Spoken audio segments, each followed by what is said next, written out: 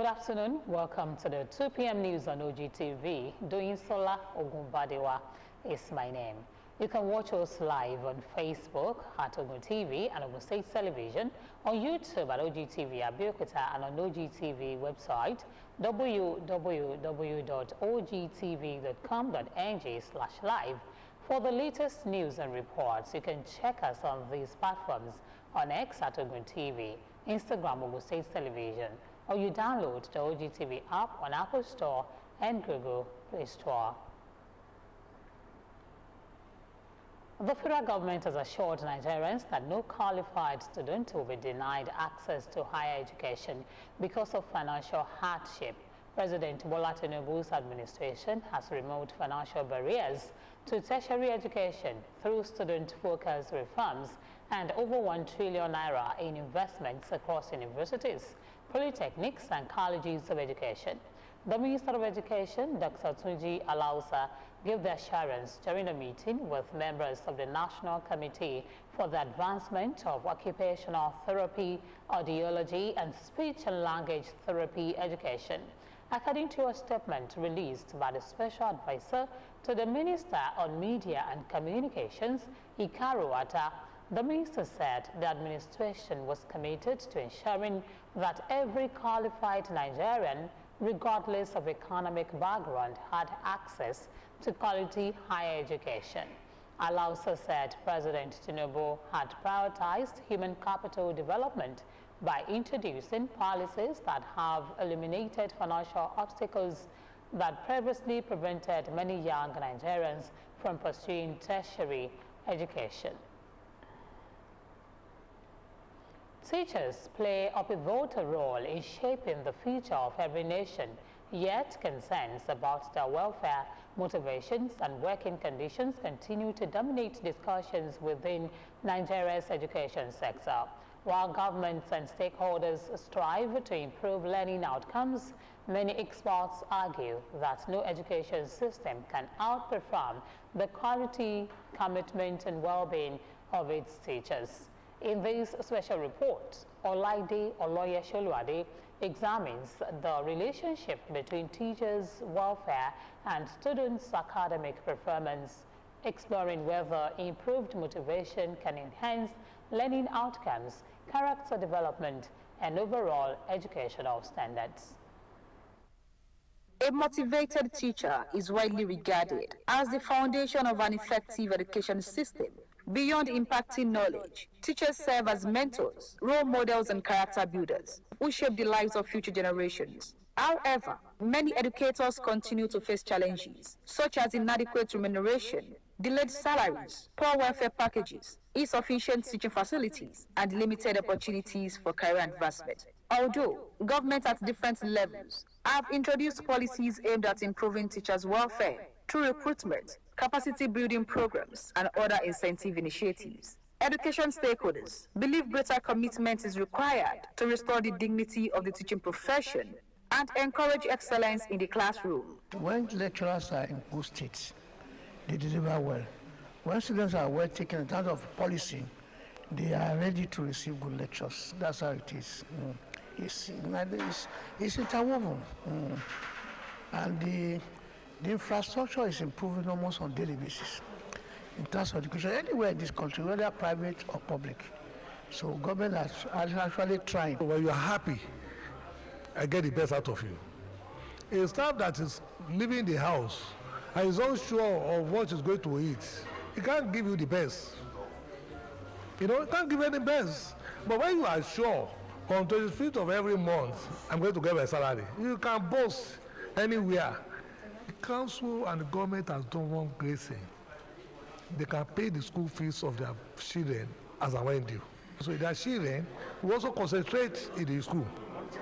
Speaking from a moral and societal perspective, religious leaders describe teaching as a noble vocation that deserves honor and respect. They stress, however, that dedication and passion alone cannot replace the need for adequate welfare, fair compensation, and institutional support for those entrusted with educating future generations.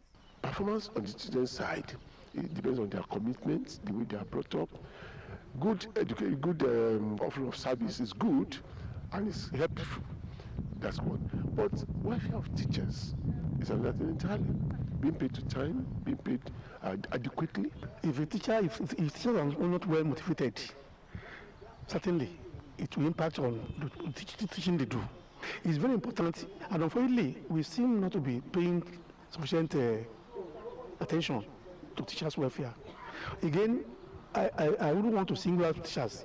I think we have a problem generally. We don't seem to value our institutions generally.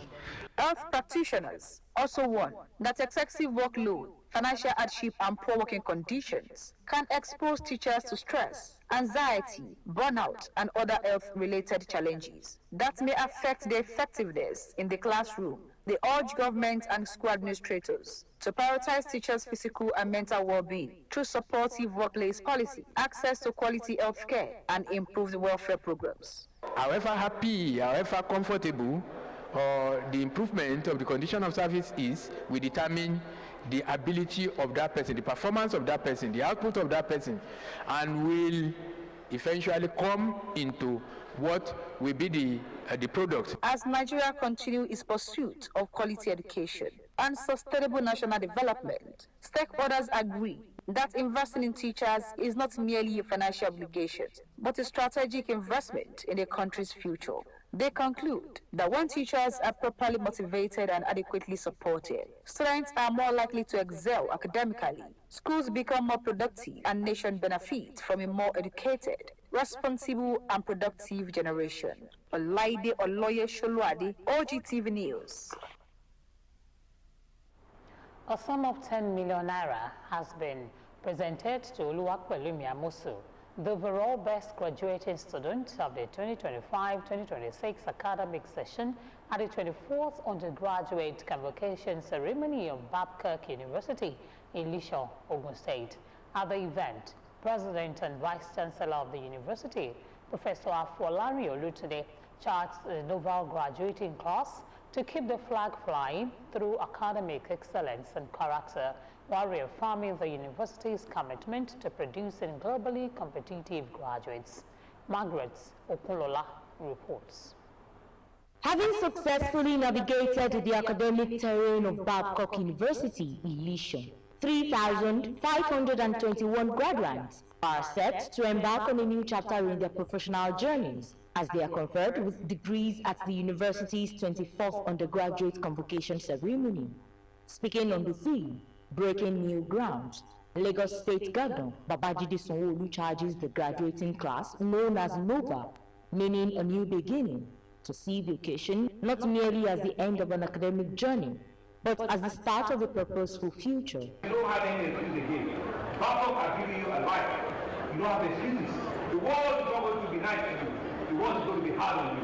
So it's a function on how well you take your value and work with it. It's not your lecturers again. It's not your parents again. It's now in your hand. Nobody is going to start anything for you. You need to wake up and know that you have out there to go and compete with the world. 8 months after resuming office, the current leadership and management of the university affirms that the university is driven by the administration's philosophical acronym, GRACE, globally relevant, research-focused, Adventist-focused, competent community and entrepreneurial university. We have determined to remain globally relevant, to focus on research as we dig our root deep in scriptures, and we are ethical in everything that we do, to represent competence and excellence in everything, and be the place where we build students who become champions of industry. To our graduates, today marks not the end of learning, but the beginning of greater responsibility. The certificates you receive today are symbols of opportunity, but your character will determine how far those opportunities will take you. The overall best graduating student, Oluwapelumi Amosu, received several awards and prizes, the highest being 10 million naira. I'm very, very grateful to God. I'm grateful to Babcock University because I loved my learning experience here. When I entered in 100 level, I had decided that I was going to graduate the first class. But I did not expect to be the overall best graduating student. I had decided that I was going to be the best I could be, and I'm so happy that the best that I could be was the overall best graduating student. The graduating students also went down memory lane as they reflected on their experiences at the university. We show us things that are not in our textbooks, things that are not in the dictionary. It's not going to be like the movies, but amidst all of this, stand strong and stand firm. Babcock built me.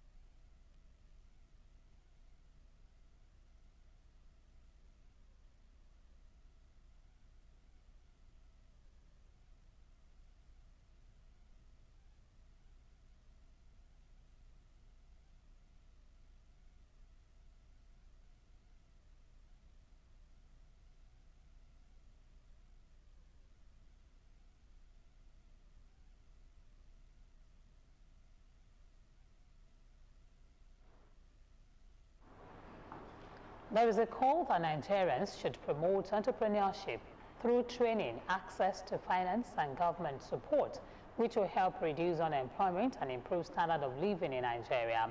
In this report, Comfort Alunge took a look at the rate of unemployment, challenges and entrepreneurship as one of the possible ways out to help reduce poverty and boost the economy. Her report is presented in this package. According to National Bureau of Statistics methodologies, which track active job searchers, the rate of unemployment is approximately 4.7% to 5.3%.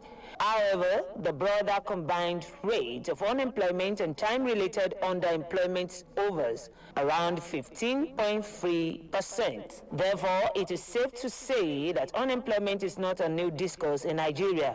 For Alhaji Yusuf Adegbenro, an entrepreneur, he believed that the rate of unemployment has reduced rapidly in Nigeria, unlike the last 10 to 15 years. This unemployment has been reduced due to investment and the establishment of industries. It's number one. This one of entrepreneurship is another one. Those that has nothing to do are those that are not planned for the future. Because number one, there's no how you will have nothing to do. Either to learn something or to find something to sell. Some say instead of waiting for government or private jobs, individuals can create businesses that provide income and employment not only for themselves, but also for others. Entrepreneurship is whether you go to school or whether you don't go to school, is a skill that has to be acquired for you to be self-employed. The employment is scarce now. People are already occupied. The positions are already occupied, and there are limited space for people that are currently graduating to occupy. Stakeholders went further to suggest various entrepreneurial skills that can be acquired. Looking into entrepreneurship, there are a lot of areas people can go into. Presently, I know everybody is aware that farming is a good business now that one can go into, either poultry, piggery, such like that. But the more things a lot of people are not looking at in recent times is just that everybody wants white-collar jobs. Everybody wants to be a doctor, wants to be a lawyer, wants to be but now you have to have a hand work. They agreed that Nigeria is currently technology-based, where people can do work online, therefore advising youths and unemployed individuals to engage in one form of entrepreneurial activity.